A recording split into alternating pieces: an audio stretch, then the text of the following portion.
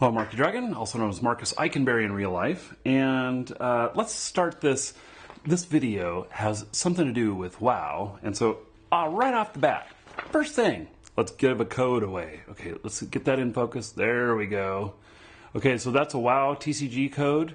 It's sponsored by Dririums, and I will put a link in the description to Dririums, and stop by their Facebook page, tell them thank you for giving away the codes.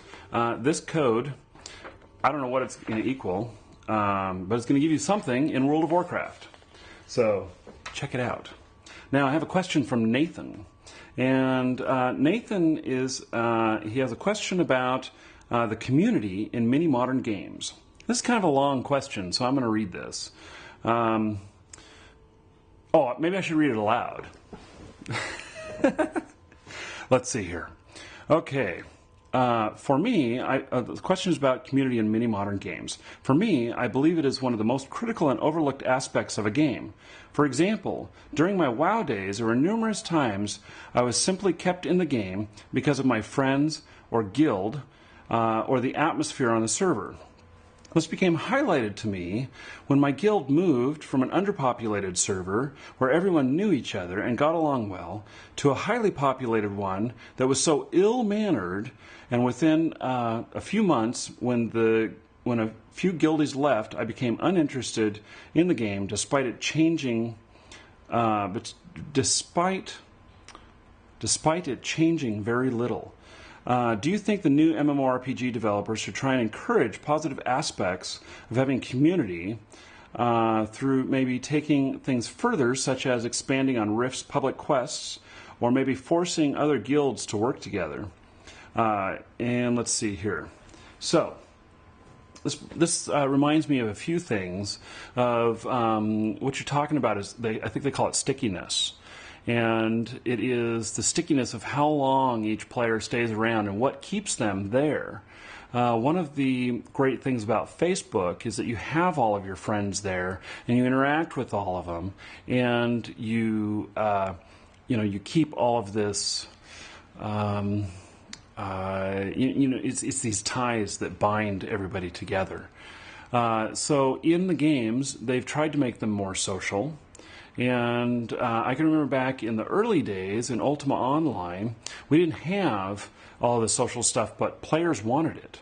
And the reason I know this is because before there were even guilds in the games, what we used to do to identify ourselves as a group or as one unit is we would all dress exactly the same. And so I remember running around in my bright yellow robe with a bright red cape, and we'd always have red shoes. We'd always, look really bright colors, but all the same, so everybody would identify us as a group. The community aspects also in Ultima Online were very well defined by communities of people who lived next to each other. And there's other games that have come out that have done player housing, but they've done it wrong. And it may be that it's a technical limitation, but in Ultima Online, you could walk through the countryside and see everyone's houses. And you would see people sitting out on their porch working on crafting or something like that. You would see people talking to each other, and you'd see monsters wandering by trying to get in the front doors of the houses. And it was a lot of fun. It was a very much community. And so what I noticed was that when a community wanted to move, they would pick up their entire houses and move. They would try and go someplace else. But their housing units and this whole physical community to where they had all their land and everything, that really drew people together to stay together. And it was very much a community binding effect. The other stuff, guilds and everything, yes, I believe they should create more tools and everything to help the guilds stay more connected and to, bind everybody together better. Now, there's also a flip side to that, which is you can get the bindings too tight.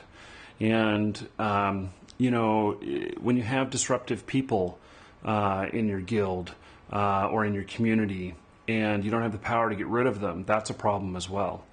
So the public system in Rift, I don't have any experience with that, but I can say that more and more that we see all these games becoming more social. In fact, let me tell you about a game system, I'll call it, or platform. Maybe it's not even a platform.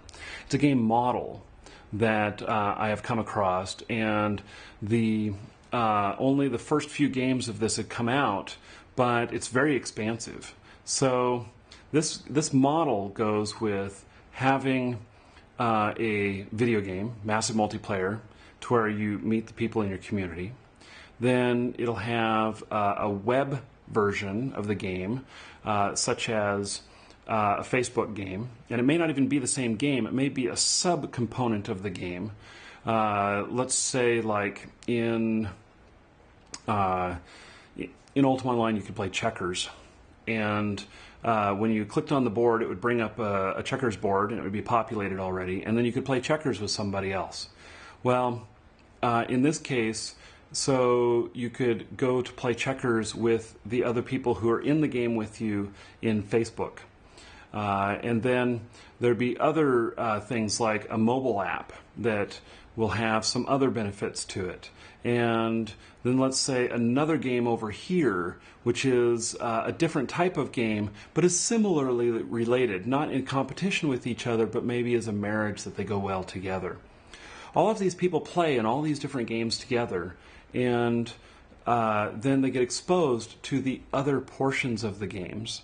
And then they may already know some people in the other portions of these games, because let's say that I'm attracted to Facebook games.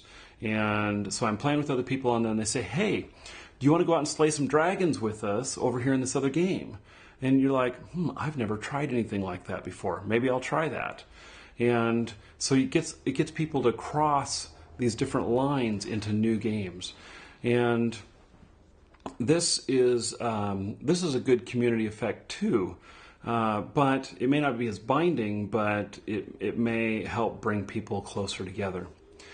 Speaking of community, how many of you have met people online or in a game and have become friends with them in real life? Me. That is the ultimate in community. I have several friends that I met online that I would not have met had I not been in the game. And in fact, my best friend, he has passed away now, but oh my, it's a phone call. Hello?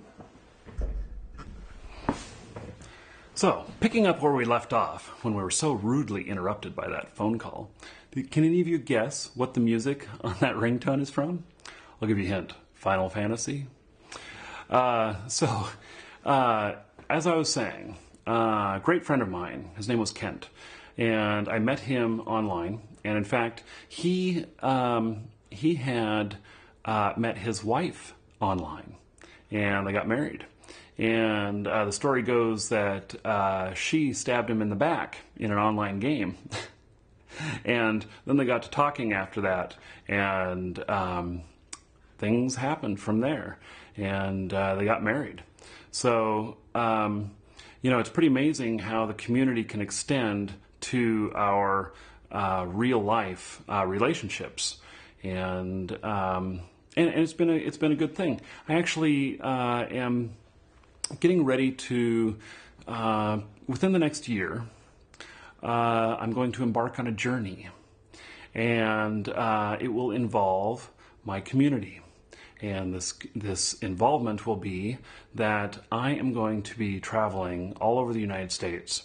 And I don't know how long I'm going to be gone on the road, but it'll be quite a while. And I'm going to be doing like couch surfing, and we'll be filming at all kinds of different great locations. I'm really excited about that.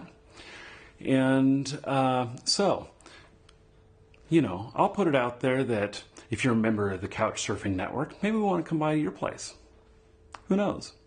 So, anyway, this is, another way that community, that we all kind of get together and everything. So, As far as video games, trying to produce more things for community, I think they're always trying to do that because they know that that's the glue, that that's the stickiness. And but they don't always get it right. And a non-video game example of not getting it right is Google's attempt before they came out with Google Plus. Remember Buzz? And how they tried to implement that, and they thought it was going to be, Google's gift to this earth. Well, it really backfired on them, and it did not work well at all. But it is that those kind of things are tried all the time by the video games, and some of them work, some of them don't. So, will they continue? Yes, most definitely. They will continue to work on that because the more tied you are to the community, it's an economics thing, the more money they are going to make. And, if it's a monthly subscription, they're going to hang around longer. And if it's free to play, well, I don't know if that'll equal more money, but if they're still playing and they're paying for things, well, then over time, I guess it would. So anyway, great question. Thank you very much. And if you have any questions, please feel free to send them to me through YouTube's messaging system.